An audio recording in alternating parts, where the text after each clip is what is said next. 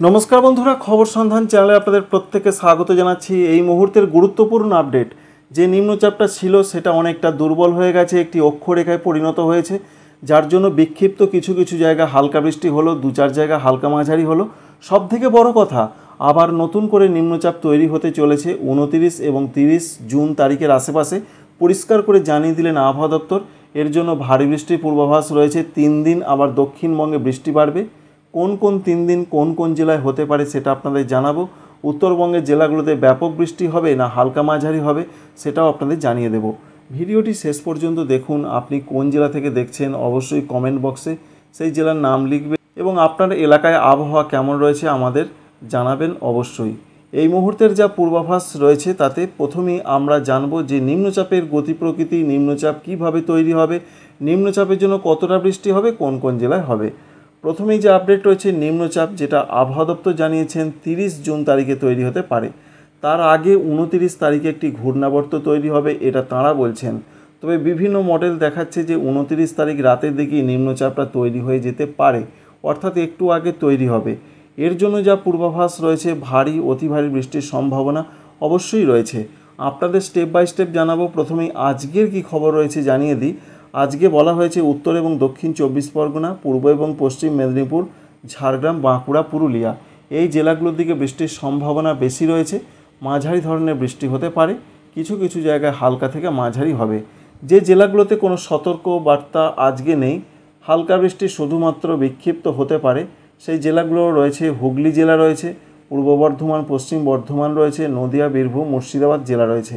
এখানে বিরাট কিছু হচ্ছে না, এরকমই পূর্বাভাস, হালকা ধরনের বৃষ্টি হতে পারে।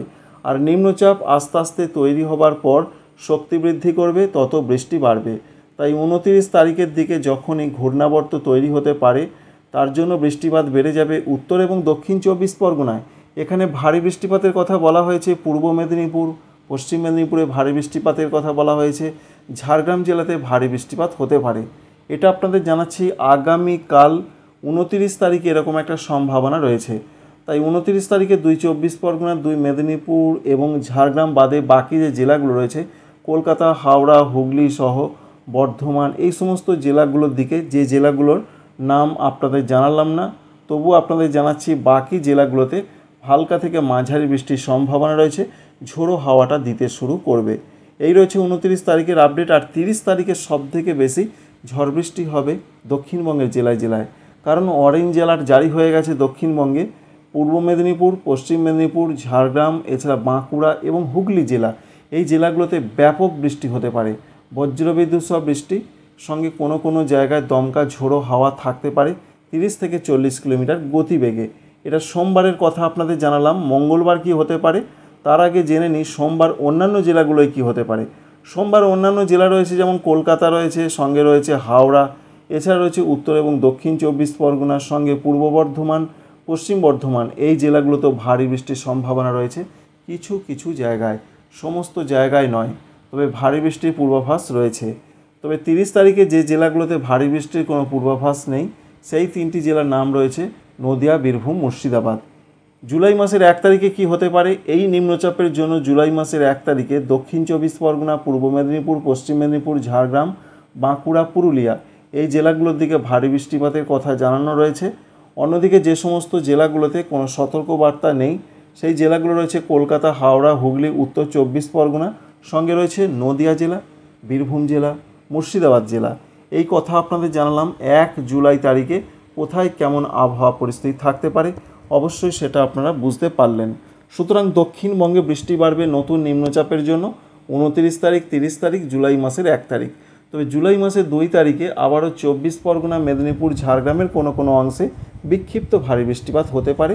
অন্যান্য জেলাগুলোতে হালকা থেকে কিছু কিছু এলাকায় বিক্ষিপ্ত হালকা মাঝারি হবে। এবার জানাবো উত্তরবঙ্গের কি কি পরিস্থিতি রয়েছে। উত্তরবঙ্গের জন্য যা পরিস্থিতি, উত্তরবঙ্গে তো আজকে মোটামুটি দার্জিলিং, কালিম্পং, আলিপুরদুয়ারে কোনো কোনো জায়গায় মাঝারি থেকে 2-1 পশলা একটু মাঝারি ভারী হতে পারে রাতের দিকে। অন্যান্য জেলাগুলো দক্ষিণ দিনাজপুর, মালদহতে হালকা বৃষ্টির সম্ভাবনা রয়েছে।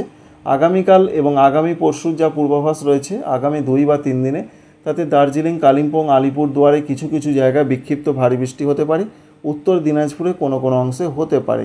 সঙ্গে আরও জানা যাচ্ছে যে নিচের দিকের জেলা এখনও দুটো রয়েছে, দক্ষিণ দিনাজপুর মালদহতে হালকা থেকে মাঝারি বৃষ্টিপাতের সম্ভাবনা বা পূর্বাভাস এখনও পর্যন্ত রয়েছে। এই রয়েছে সারা দক্ষিণবঙ্গের ক্ষেত্রে আপডেট, এবং উত্তরবঙ্গের ক্ষেত্রেও এরকম একটা সিচুয়েশন বা সম্ভাবনা তৈরি হতে পারে। তাই পশ্চিমবঙ্গের জেলায় জেলায় বৃষ্টিটা বাড়বে, বিশেষ করে নিম্নচাপের জন্যই 29, 30 এবং জুলাই মাসের 1 তারিখ।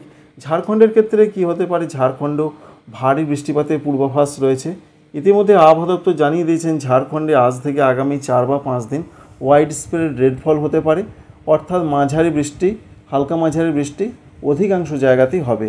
এবার কিছু কিছু জায়গা ভারী বৃষ্টির একটা চান্সও বা সম্ভাবনা থেকেই যায়, সেরকম হতে পারে। তাই ঝাড়খণ্ডে বৃষ্টিটা বাড়বে, 4 বা 5 দিন বৃষ্টি হবে। তবে যেটা দেখতে পাচ্ছি আমরা 29 তারিখ, 30 তারিখ এবং জুলাই মাসের 1 তারিখের আশেপাশে ঝাড়খণ্ডে ব্যাপক বৃষ্টির সম্ভাবনা তৈরি হতে পারে।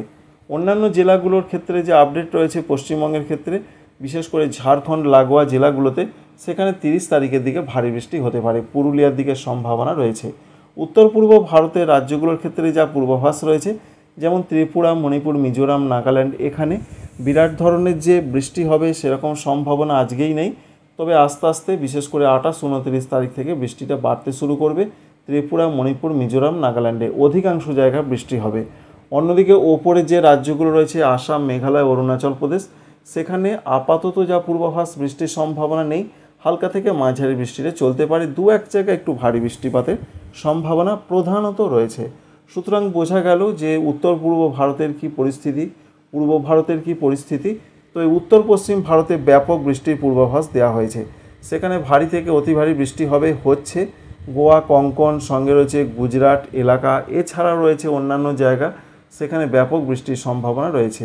কেরল, মাহে, এখানে ভারী অতি ভারী বৃষ্টিটা আগামী 3 বা 4 দিন ধরে চলতে পারে। তাই এখনও পর্যন্ত যেটুকু পূর্বাভাস বর্ষার স্বমহিমায় ভারতবর্ষের প্রত্যেকটা জায়গায় যে প্রবেশ করেছে তেমনটা নয়, খুবই কম জায়গায় প্রবেশ করতে বাকি রয়েছে। এবং যেহেতু নতুন করে আবার নিম্নচাপ তৈরি হবে, তাই আবারও বৃষ্টিপাত ব্যাপকভাবে না হলেও বৃষ্টিপাত বাড়বে। তার জন্য আবার 29, 30 এবং 1 তারিখ এই 3টে দিন অবশ্যই আপনি নিজের কাজকর্মগুলো গুছিয়ে নিতে পারেন, কারণ ব্যাপক বৃষ্টি না হলেও বিশেষ করে পশ্চিম দিকের জেলাগুলোতে নিম্নচাপের জন্য ভারী 2-1 জায়গায় অতি ভারী বৃষ্টির সতর্কবার্তা দেওয়া হয়েছে। বাংলাদেশের জন্য যা পূর্বাভাস রয়েছে, বাংলাদেশ আবহাওয়া দপ্তর জানাচ্ছেন বিশেষ করে রয়েছে খুলনা, বরিশাল, চট্টগ্রাম এই বিভাগগুলোর অধিকাংশ জায়গাতেই বৃষ্টির সম্ভাবনা রয়েছে।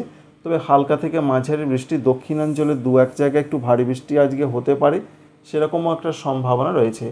অন্যদিকে রংপুর, ময়মনসিংহ, সিলেট, ঢাকা এই বিভাগগুলোর দিকে প্রধানত হালকা থেকে মাঝারি বৃষ্টিপাত হতে পারে।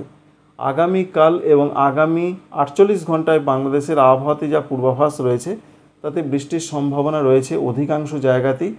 এমনটা বিভিন্ন মডেল দেখাচ্ছে। খুলনা, বরিশাল, চট্টগ্রাম, সিলেট এই বিভাগগুলোর অধিকাংশ জায়গায় বৃষ্টি হবে, এবং অন্যান্য যে সমস্ত জায়গাগুলো রয়েছে সেখানে হালকা থেকে মাঝারি বৃষ্টিপাতের সম্ভাবনাই প্রধানত এখনও পর্যন্ত আমরা লক্ষ্য করতে পারছি। তাই বুঝতেই পারলেন যে বাংলার ক্ষেত্রে আবহাওয়াতে বেশ কিছুটা পরিবর্তন আসতে পারে।